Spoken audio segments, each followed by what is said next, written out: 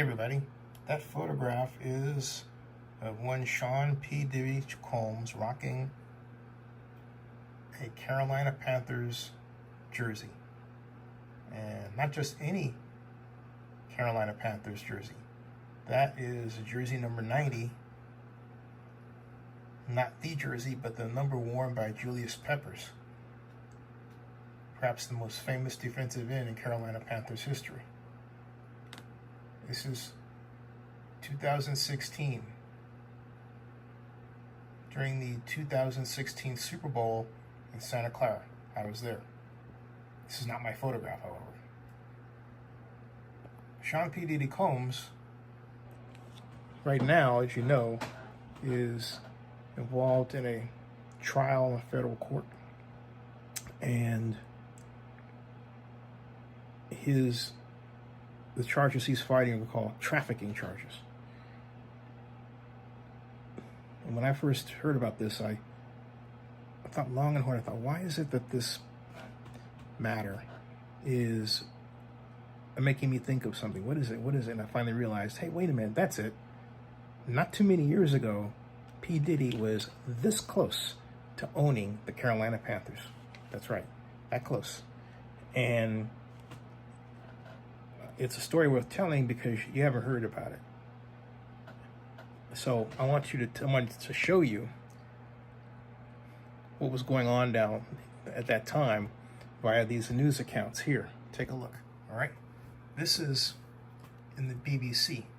Combs is hoping to become the first African-American majority owner in the NFL following Jerry Richardson's decision to sell the franchise. Now, that's a story unto itself. The reason why Jerry Richardson, it's not explained here, was selling the Panthers was an agreement with the National Football League after allegations that, well, Jerry Richardson was inappropriate in the office. And other claims along those lines that put a sullied mark on the National Football League and in particular Carolina Panthers. So after resisting any effort to change or any admission of guilt, Jerry had decided to give up his ownership. He got a superb windfall out of it, roughly just over $2 billion at the time. But that's how Diddy came into play, at least from a 30,000 foot level. Okay, let's go back to this. So then it reads, to have ownership in the NFL is a big deal, said Keith Mitchell, a former New Orleans Saints linebacker. You begin to diversify that boys club in the sense of those owners. When he announced his interest in buying the Panthers, Combs said it was, quote, time for diversity in the sport, and Mitchell feels having a black owner has been a long time coming. I think it's something that has been overdue to get into that whole system of the owners, said the 43-year-old who also played for the Houston Texans and the Jacksonville Jaguars. When you take into consideration the majority of the players are African American, it behooves us to have a black owner, someone reflecting the players. Can Diddy afford it? For Combs to be successful, he first needs to raise enough money, then get approval from 3/4 of the 32 franchise owners. In September, the Panthers were valued at $1.72 billion by Forbes, which believes Combs has a net worth of $614 million. 172 million pounds actually, but 614 million pounds is what they said he was worth. Combs and his partners would not be buying the whole franchise, just Richardson's 48% controlling stake, which drops this to around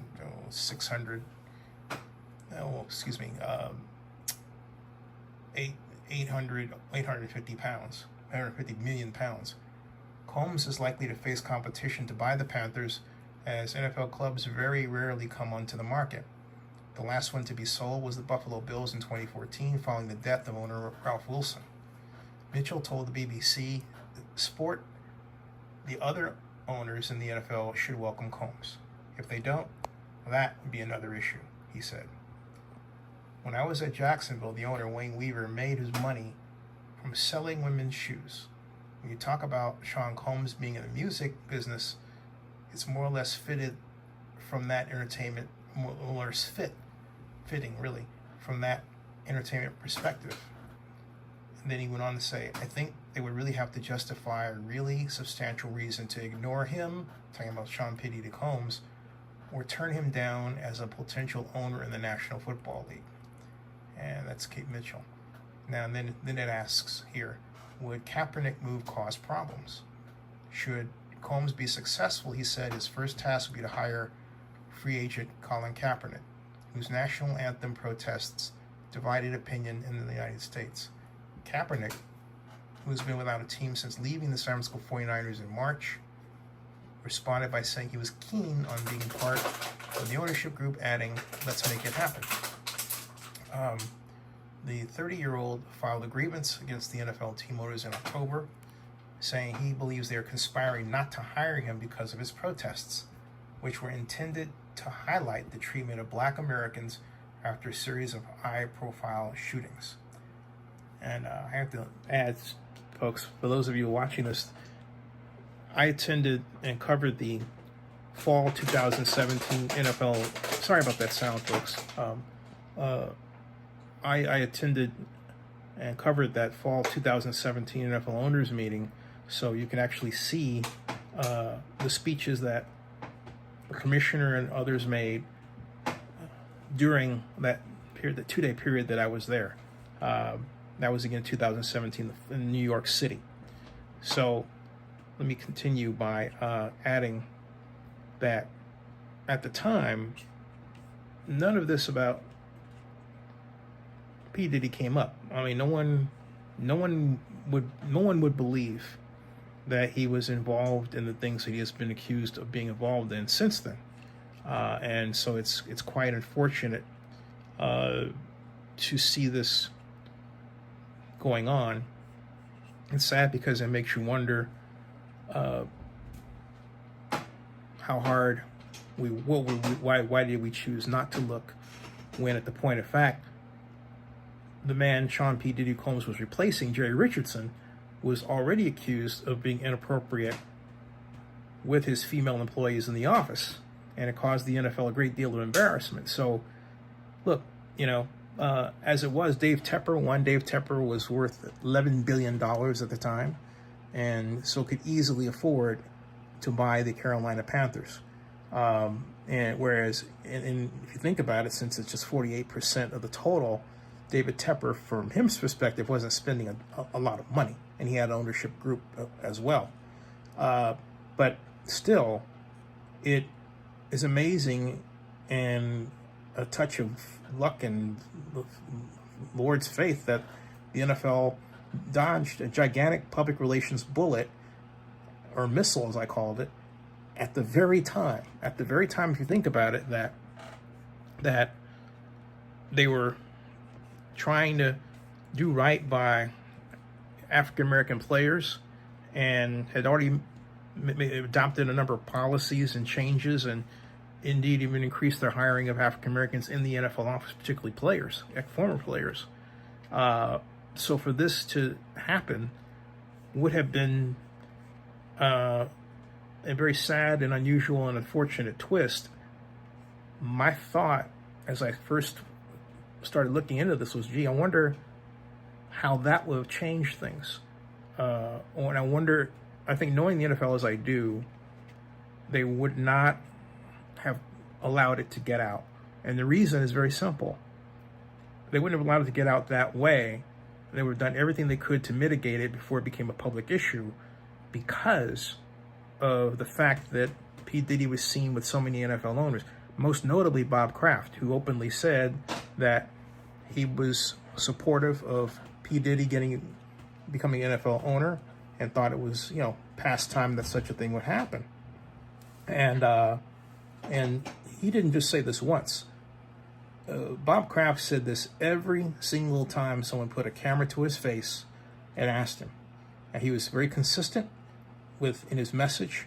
He was very sincere in his message. There was no reason to think he wasn't. So for someone like Bob Kraft to put his neck out, he's got to believe that you are 100% good and golden, and you're not going to cause him any problems. And that's exactly what was going on at the time. But unbeknownst to the NFL, had to be.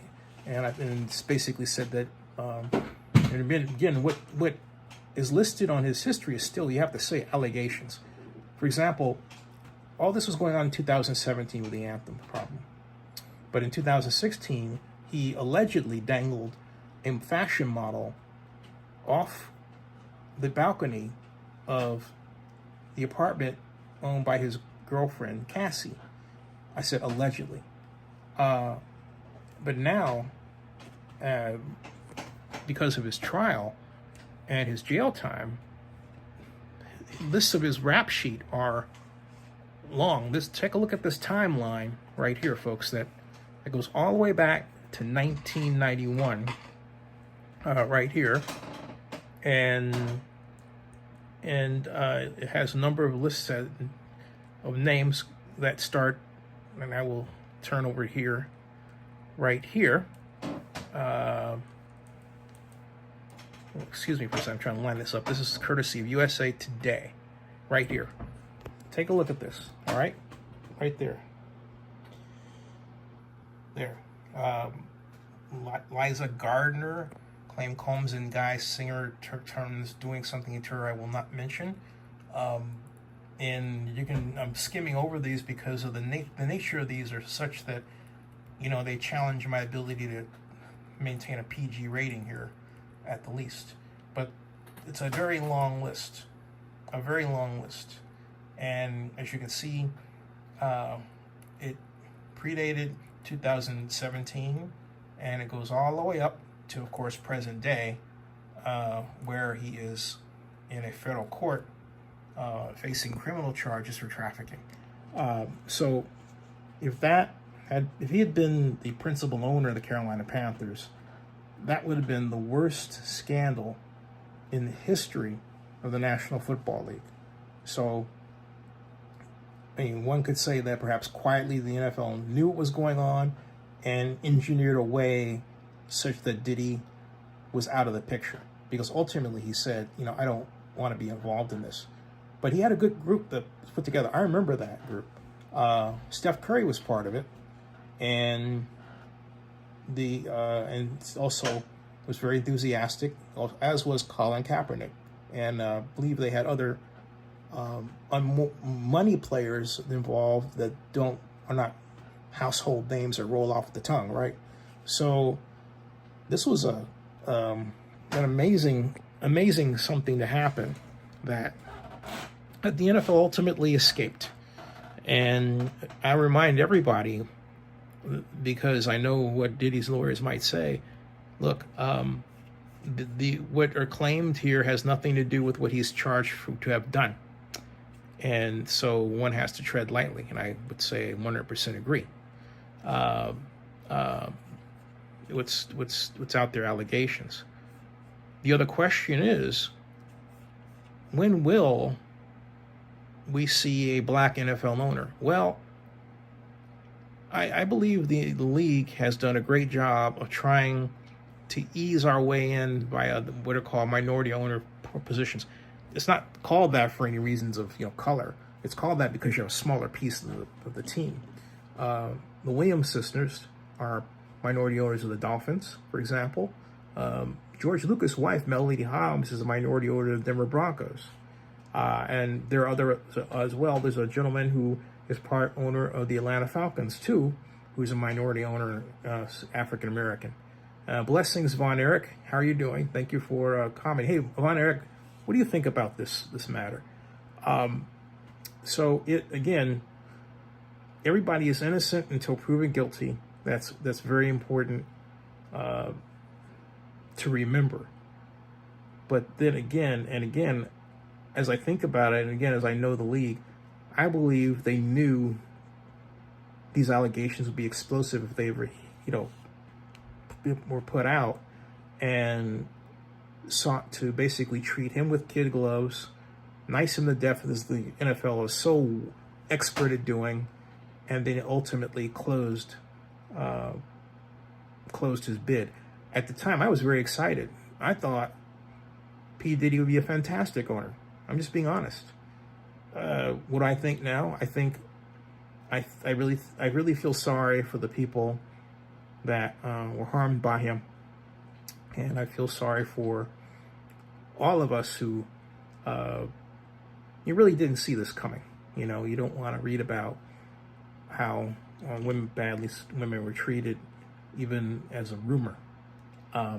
It just isn't something that I want to stomach, and I know Commissioner Goodell certainly doesn't want to. So, you know, there that is. But if he is proven innocent of this, the question is, does it open the door for him, assuming that he can get all of this straightened out and regain his name? Can he then step in again as an NFL owner? You know, I don't know the answer to that question, because the NFL has never had a situation, as I think about it, I like to think I know the league very well. I have never heard of a situation in my history of the NFL that goes back to 1993 where any owner has done this, anything close to this, okay? I know people who have done something that was lower, you know, misdemeanor level, but this is not misdemeanor level, these charges, okay? Far from it. And at worst, generally owners get involved with, Bob Kraft did have his own problems with massage therapists, or perhaps I should say therapists, singular, in Florida, but that managed to be dealt with in the appropriate fashion, and Bob Kraft emerged from it without a scratch, if you will. So, but then again, it's another example. It's not something major like what P. Diddy is involved in or alleged to have been involved in. And there. But it's a phasing that all this, again, I have to repeat, is all this came up because of the Anthem situation and the rush to get a black NFL owner. And the league could have had on a number of occasions, so NFL owners were black. And I was thinking about the gentleman who owned there was Byron Allen. Byron Allen came that close to owning the Denver Broncos. He was outbid by the Waltons. Okay? Von Erich says, I knew Diddy wasn't going to get a team. I was surprised that Byron Allen and Robert Smith fell through. Yeah, I was. See here, you know, I was thinking, Von Erich, I thought that Robert Smith and Byron Allen should team up, right? Because I believe Robert Smith was worth $11 billion, and Byron is worth, I think he's in 1.5 to $2 billion. But they for them to team up, and then they could have brought, I don't know if they could have brought along Magic Johnson or someone else, but or Melanie Hobbs, right? Whatever the case, that all-star team of black owners didn't materialize. And I tried to get something like that going when I was working for Elihu Harris, and because of the way the Oakland A's lease was written, if the team owners were going to sell the team, the point of contact for potential buyers was the mayor's office, and Elihu made that fall to me. And so I worked to put together a team consisting of John Cariotis, Magic Johnson, and Frank Robinson. Unfortunately, it did not come to pass. But, hey, and I think it was more because John Cariotis, let me just say, had some issues, okay? Not in a bad way, just simply, I don't think he saw the value in the ownership group like I did, and from what I understood later, didn't really try to push it, and really wanted him for himself and not the two of them involved. Why that is, I do not know. I can speculate. I think you can too. So, yeah, but, and again, the other question is, will someone get their chance again? You tell me. What do you think? Hey, thanks for watching, folks. And subscribe to the Vlog Report with Zenny62 and bookmark NFL News by Zenny62.com. Thanks.